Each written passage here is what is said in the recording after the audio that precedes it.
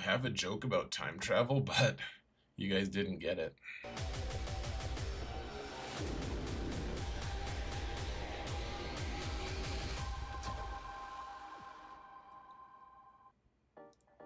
Hello everyone, and welcome to another episode of Zareth Prevails. Let's talk about datacrons, if you're into that sort of thing, which I assume some of you are, at least. This is a crazy set, guys. I have an infographic that I created. It's available to you. It's already uploaded on my Discord server. All you have to do is join said Discord server. The link is in the video description. Be the guild that the hero that your guild doesn't deserve. They don't deserve you. You're way too good for them, guys. You're way too good for them. And my patrons are way too good for me. You guys are amazing. Thank you so much for your support, guys. It means the world to me. It really, really does. And just please remember to like, subscribe, comment, folks. Let's mount the algorithm. All together now. It's a holiday week for Americans, at least. Let's jump into this though. There's a lot to discuss. Whoa, that's not the right channel. Slideshow. Here we go. This set is so crazy, guys. It really is. There's so many things, so many options. We're all gonna be so twisted around and confused. Basically, this next 4 months are going to be crazy, and we want to get in on it right now. Rollcrons are back. Most of you probably already recognize that and know about it. Roll, as in there's no faction crons. They're all either tank, attacker, healer, or support. So basically, our entire roster is up for grabs to be able to use. And it's going to be crazy. And so a lot of level 9s are really strong. Some of the focus datacrons are really good. So we're going to talk about each of these things. We'll break it down. As far as stats go, honestly, nothing too crazy. Armor pen remains pretty strong sometimes. Remember, only physical damage can use armor pen, so sometimes you might want crit damage. Like Drogon, for instance, would probably want crit damage. You can also get health and protection. You can get potency and tenacity. I actually just really like the simplicity of this stat set, but you probably want to save your rerolls for other things, folks. So, as far as mechanics go, I usually just have one page for mechanics, and we'll keep to that. And I don't know why I kept the picture of Kylo staring down at me, Darth Platypus. Dude, go to get a different mask. Like, you destroyed your first one for the better. Anyways, level 9s are really good, but you don't want to get stuck on those, though, folks. Level 6s are where the real power's at. There's a wordy one for all of them. It's really good. All of them. That's by far the best one for all of them. Each of them has one that has more words, and it's harder to roll them, which sucks because RNG can really just screw you over really bad. I would tend to, and I'll just say this now, I would tend to just go to your level 6, and whatever it is, just re-roll that thing until you get one of the wordy ones. And whatever one it is, just keep it and just roll to level 9, see who you get, and move on. That's not always how you should do it, but like getting a ton of level 6s and just stopping is actually not a terrible path to go. And like I said in my other video, guys, if you roll light side, then you're stuck. Like, that's deterministic for what characters you can get for level 9, but it's not deterministic for what you get for level 6. So if you roll light side, you can still get the wordy cron for all 4 rolls, but if you roll a light side cron, you can't roll a dark side character level 9. So there's 8 categories. It's pure madness, guys. The level 6s are just going to be so impactful. So the first one, the best one in my opinion, the one that's going to be the most impactful, is the faction or the role of attacker. And you can read it if you really want to squint if you're on a phone. But essentially, it gives you so it inflicts, whenever an ally inflicts a debuff on an enemy, all attacker allies gain accuracy up, but then the big thing is they gain 5% offense, and it stacks to 120%. And whenever they attack out of turn, all they deal bonus true damage, which is a lot of damage actually, and then and that can't be evaded, and they gain 5% defense pen, which is different from armor pen. It's defense pen. It's the one that works with with all the different types of damage, special and physical, and that stacks to 120%. And when an attacker uses a special ability, it deals 25% more damage for each buff on each target enemy. And attackers ignore on their turn. They ignore stealth and taunt. It is a lot of things. It is insane. I've seen footage. I might put some footage out here pretty soon if I can find some time. It's crazy though. So things you might want to keep in mind for this one: you can get a Vader level 9 that makes it so that he doesn't die. He can't die until his last ally is dead. So you can put him on a Bane team and preserve banners potentially if you don't really need Vader to die. It's kind of neat. CLS has 3 attackers. They're going to ramp a lot. I mean, honestly, guys, one thing you need to keep in mind here as we go through these slides, keep in mind that some of the teams that I'm showing you are really generic, and we're going to end up in some really weird territory. I think by the end of it, our teams are just going to be all over the place. We like CLS sounds cute and all, but it really might not be the bet. That we might not use any version of CLS. We might use CLS on like some Sith team or something. I don't know. It's gonna be crazy though, guys. So the attacker level 6, really strong. The other ones also really strong. Like the healer one, which whenever a healer takes a turn, they apply healing immunity, a locked healing immunity for 2 turns on every enemy. You can't resist it. You can't dispel it. It's just there for 2 turns. And so think about this on defense. Put it on defense, and as long as your guys can do a couple AoEs and prevent your opponents from healing, maybe you just die real quick, but you've just stolen 5 banners, even with a pretty bad team. There's also a really good Barris, level 9. The one that's like pretty standard, but with the healer, level 6, makes it so that they can't heal as well, and she can revive herself. The healer cron is also really good, and there's a limited number of healers, but there's a lot of really good healers that you can roll for a level 9 as well. Like Barris, Luminara, and Jedi Consular all come in mind just on light side.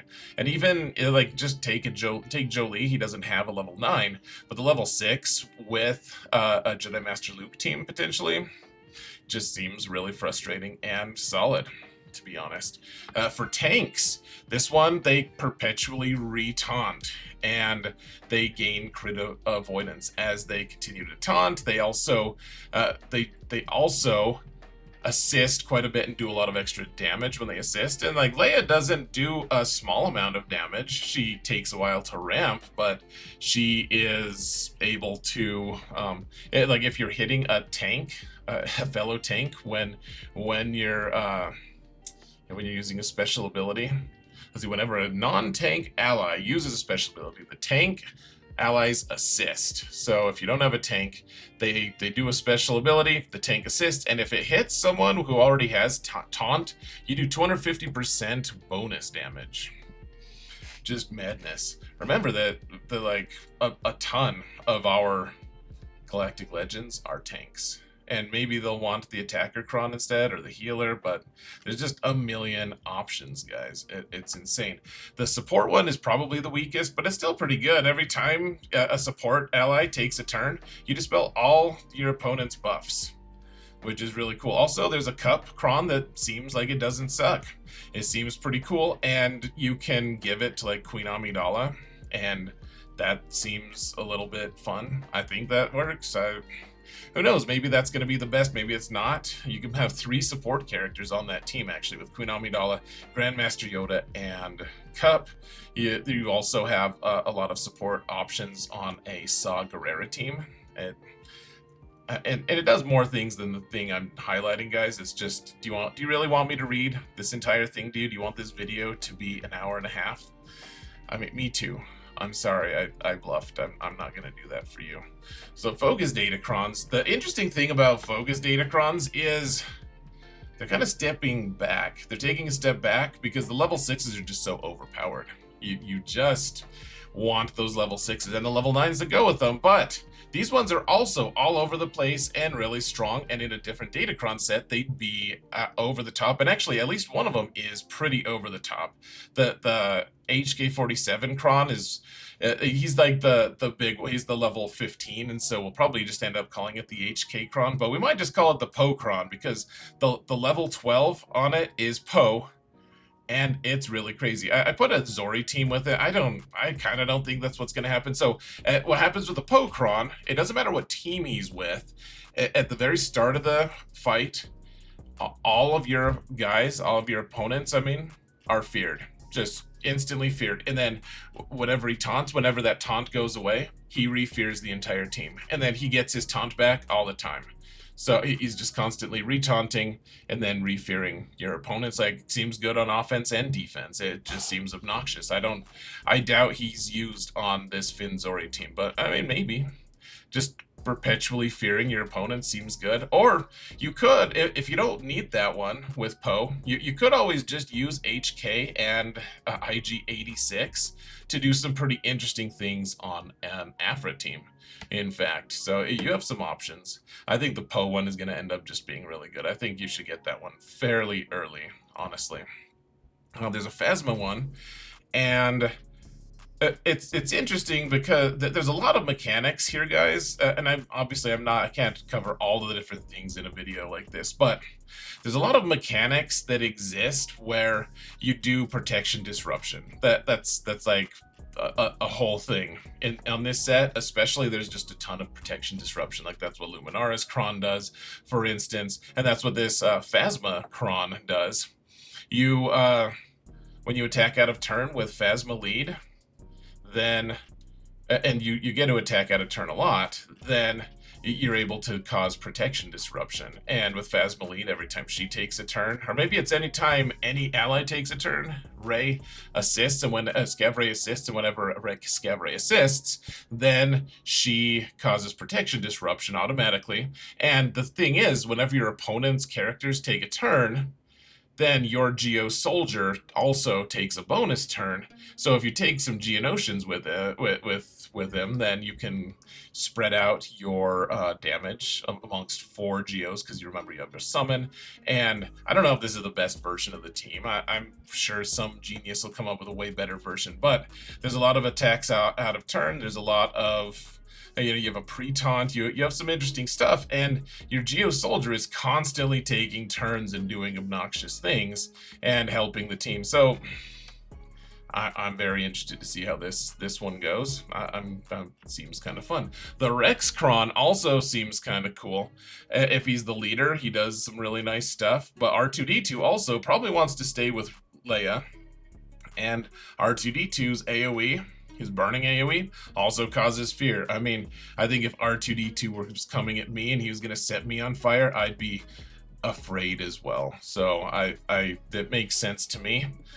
Then again, I'd be afraid of Leia having the Ewoks roll logs on me too. I mean, I'd just be a fearful fellow, I believe. So it's a world of terror out there, folks. Don't forget to fasten your seatbelt. So, or maybe we'll just use the full Rex team. There's some really interesting lines about Nihilus. Like, maybe we'll just use the Nihilus part of it to go on a Traya team, or maybe we'll just use this whole team as it stands. And I mean, I wouldn't be surprised that we end up doing a lot of this kind of weird random team stuff all throughout the next 4 months, because the Datacrons are just so scattered, and they are so universally applicable. It seems pretty good. And all of these focus Datacrons also, guys, have really good stats, by the way. They're good stat crons at the very least.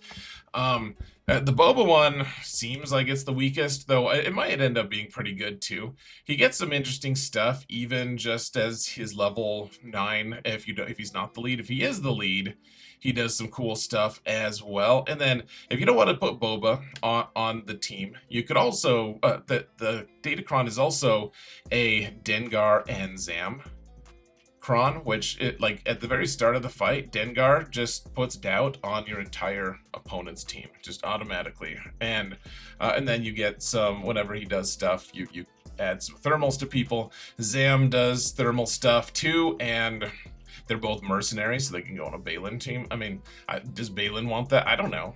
I don't freaking know, guys. This is just all so crazy. It's only a level 9 and the stats are good, so you probably want to get this if you're cheap, which a lot of us are. So, I mean, you could probably want all these focus datacrons, but at the same time, you kind of just want to get the level 6s. And so speaking of which, how to choose, the level 6s are really important, but they're kind of going to be hard to get because they're the rare rolls, right? So they're tougher to roll than any of the other level 6s. And so you may end up doing a lot of rerolls, and you should probably be buying a lot of reroll mats right now, especially the Mark II ones, because these are rare drops, and you're going to want every team to have them. It's just going to make a lot of the different crons out there right now just kind of obsolete a little bit. The Focus Datacron seems solid, and you can probably work on those as like in between rolling level 6s, because if you don't get a wordy level 6, then what's the point of that cron, kind of?